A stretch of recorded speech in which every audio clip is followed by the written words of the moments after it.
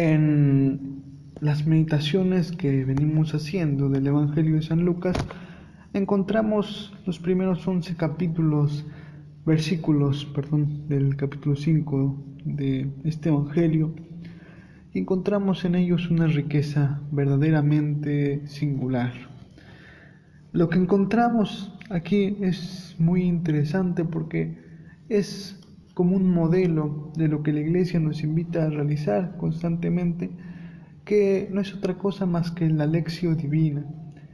Hemos dicho en varias ocasiones que estas reflexiones que hacemos sugerimos que siempre vayan acompañadas por las lecturas del Evangelio de todos los días, y un par de veces hemos explicado cómo es este método. Hoy Jesús de algún modo nos da pie para explicarlo y explicarlo con el mismo Evangelio. Decimos que el método de la Lectio Divina es un método que consiste en 4 pasos. El primero de ellos, por supuesto, la lectura de la palabra. Lectio Divina es la lectura divina, la lectura de lo divino, la lectura de la palabra de Dios. Por eso, esta lección, que tiene 4 pasos, explicada, consiste en que el primero es justamente la lectura, pero no una lectura simplemente a vuelo de pájaro o simplemente a vista de águila, sino una lectura detenida para descubrir el mensaje que hay allí. Por ejemplo, es diferente cuando leemos el diario, el periódico, y simplemente vemos los títulos para ver más o menos de qué se trata, a cuando nos detenemos en una noticia y descubrimos en ella las verdades, las mentiras, las perspectivas desde donde se está hablando. Bueno, lo mismo ocurre con la palabra. Es diferente simplemente abrirla, habla de Jesús que predico, a leerla y descubrir, mira, hay 3 momentos, como lo vamos a descubrir aquí, en los que vemos a Jesús. El primero donde está hablando, el segundo donde está en la barca, el tercero donde ya está con Pedro, el cuarto donde Pedro lo sigue, bueno, algo así. Cuando vamos descubriendo los momentos del Evangelio, lo que dice Jesús, ahí podemos decir que estamos en el primer paso, una lectura atenta o una lectura consciente que nos lleva a descubrir qué es lo que dice el texto. No nada más a mirar el texto, a darle una ojeada, sino a ver qué dice el texto en sí. El segundo paso de la Lectio Divina es, una vez que leí el texto 1, 2, quizás hasta 3 veces, el desafío será descubrir qué es lo que ese texto me quiere decir.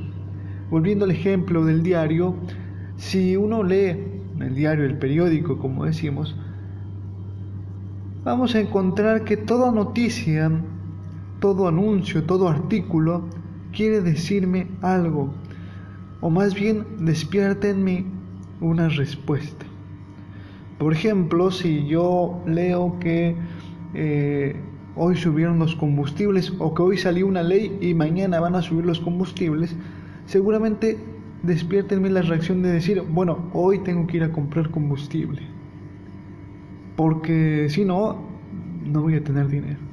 O cuando leemos un caso de corrupción, puede despertar en nosotros la indiferencia, decir, siempre son iguales, o el enojo, no puede ser, otra vez están haciendo lo mismo. Bueno, ¿qué me dice del Evangelio? Es, diríamos, en ese punto similar. Siempre que Dios me habla, va a surgir en mí un sentimiento, un pensamiento, un modo en cómo concretarlo para mi vida. Y que eso es algo personal, va a ir variando de acuerdo a cada persona. Por ejemplo, el hecho de que subieron los combustibles, para el que vende combustibles quizás es una buena noticia, en cambio para el que los tiene que comprar es una mala noticia. Es decir, va variando, eso es algo totalmente personal. En este caso, a mí, por ejemplo, si leo el Evangelio y escucho la palabra navega mar dentro y echa las redes, me puede decir algo en lo relativo a mi misión, en lo relativo a las personas que tengo que acompañar, etc. En cambio, si se lo dice a un joven, seguramente ese echa las redes puede interpretarlo como un anímate a hacer esto que te hace falta, anímate a cumplir aquello con lo que prometiste. El navega mar adentro quizás puede interpretarlo un esposo como, bueno, es necesario volver a renovar mi relación matrimonial, etc. El mismo Evangelio suscita cosas diferentes en cada uno. Por eso es importante el primer paso, el descubrir qué dice y sobre todo el descubrir qué dice en un sentido eclesial. Porque como sabemos, la palabra no se le puede interpretar tampoco a lo que a mí se me ocurre, sino que debo interpretarla en sentido eclesial. Quizás estas reflexiones ayudan a eso, a interpretar en sentido eclesial. Pero después lo que va a suscitar en mí es algo totalmente personal, el qué me dice. Y consecuentemente, como el Evangelio me dice algo, como Dios mismo me está diciendo algo en el Evangelio, yo tengo que responderle. Porque cuando alguien me habla no lo dejo sin respuesta. Siguiendo el ejemplo del diario, cuando yo leo algo, cuando me dijo a mí algo, como que necesito compartirlo con alguien más. Oye, fíjate que vi que subieron los combustibles, o fíjate que vi tal caso de corrupción, como veníamos con los ejemplos. Esto no puede seguir así. Yo estoy pensando y tal vez para las próximas elecciones voy a cambiar mi voto, no sé, cualquier cosa. Ahora bien, esto es una respuesta a lo que hemos leído. Del mismo modo, cuando agarramos la palabra, una vez que la meditamos, una vez que nos dijo algo a nuestra vida, estamos invitados a hacer una oración, a responderle a Dios. Señor, hoy creo que tú me estás pidiendo esto. No tengo la fuerza para cumplirlo o no tengo ganas, por eso acudo a ti, para que tú me des la gracia, para que tú me ilumines, para que tú me ayudes, para que tú me des la fuerza para cumplir aquello que tengo que, pero no puedo. Dame tú la fuerza, yo te pido esto. O sabes que he estado en la oscuridad, hoy te pido luz. O también, Señor, sabes que siempre he sido un mediocre, miedoso, hoy te pido valentía, etc. Es una respuesta también personal. Pero como no todo debe quedar en palabras, sino que la palabra de Dios es viva, es eficaz, es transformadora, ahí viene también el compromiso. Bueno, y de esto que he visto, ¿qué voy a hacer? Aquí la gran diferencia, como decimos, entre un simple diario, una simple lectura y la palabra de Dios. El diario lo puedo leer, no lo puedo leer, puedo comentarlo, puedo tomar alguna acción pequeña y ya. Cuando leo la palabra de Dios debe haber algo que cambie en mí o un propósito para cumplir. Y esto es lo que llamamos el compromiso. Viendo el Evangelio de hoy, esto es perfectamente reconocible porque encontramos en primer lugar a Jesús que le está hablando a la multitud. A Jesús su palabra de viva voz que sale de su boca, que está siendo dirigida a una cierta cantidad de gente. Esto es al modo general, vamos a decir, le está enseñando a todos. Pero después hay un segundo momento, que es cuando, estando pues demasiado apretado entre la gente, decide subirse a una barca y hablar desde allí. Y hasta ese momento le está hablando a todos. Pero después ocurre algo distinto. Deja de hablarle a todos y se dirige a uno. Que ese uno en el Evangelio es Pedro y en la vida de hoy podemos ser nosotros. Y allí a Pedro le da una consigna que solamente se le da a él. Ya no se le da a nadie más. Es lo que decimos, es lo que me dice a mí personalmente. Que le dice, navega mar adentro.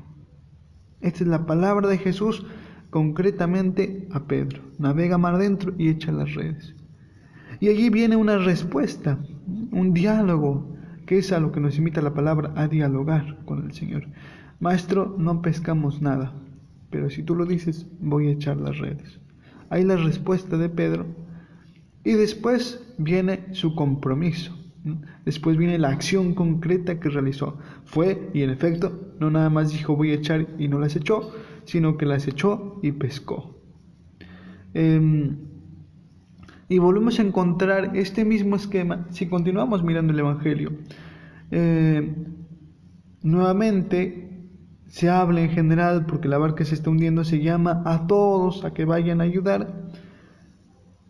Y continúa el diálogo con Jesús y Pedro le dice, Señor, aléjate de mí porque soy un pecador, no soy digno de que vengas en mi barca, de que yo trabajé todo el día y no pesqué nada, y tú como un acto de misericordia me llenas la barca de peces. Y en esto también está la respuesta de Jesús, que es una respuesta siempre imperativa, es decir, siempre hacia algo. Jesús no solamente dice, bueno, sí, yo te amo, yo te quiero, yo te voy a ayudar, sino, bueno, ahora haz esto. La iluminación concreta de lo que debemos hacer, el compromiso de todos los días para ir transformando nuestra vida, nuestro mundo, nuestra familia. ¿Qué le dice Jesús? De ahora en más serás pescador de hombres. Y vemos a Pedro y a los demás cumplir esta voluntad, tomar este compromiso que les propone el Señor.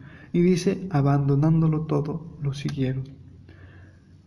Simplemente decir que así como los discípulos vivieron este proceso de escuchar la palabra, de acogerla e interpretarla, más que interpretarla, de iluminar con ella su vida, que es única, que es personal, que siempre da una luz a cada persona, la palabra, una luz tal vez diferente, pero siempre iluminadora. Después esto dialogan con el Señor y más aún el Señor después les pide un compromiso y ellos lo cumplen. Que así como ellos lo han cumplido, nosotros también tengamos esa sed de dialogar de este modo con el Señor. De no simplemente orar diciendo nuestras cosas, lo que pensamos, lo que queremos, lo que sentimos, sino que también nos animemos a abrir la Biblia, a leer un texto, si es el Evangelio del día mucho mejor, y si este texto está iluminado por algún padre de la iglesia, mucho mejor también, y después comenzar este diálogo con Jesús, este diálogo. Señor, ¿qué quieres decirme? Señor, ¿qué me pides? Señor, ¿qué necesito? ¿Qué necesitas tú de mí? Y después, Señor, dame tu gracia, lo voy a cumplir. Que tengamos esta sed y que podamos lograrlo, y que día a día, lección a lección, podamos ir configurando nuestra vida con Cristo y que Él nos dé la gracia para un día llegar a ser santos como Él lo sueña, como Él lo quiere y como también nosotros lo necesitamos.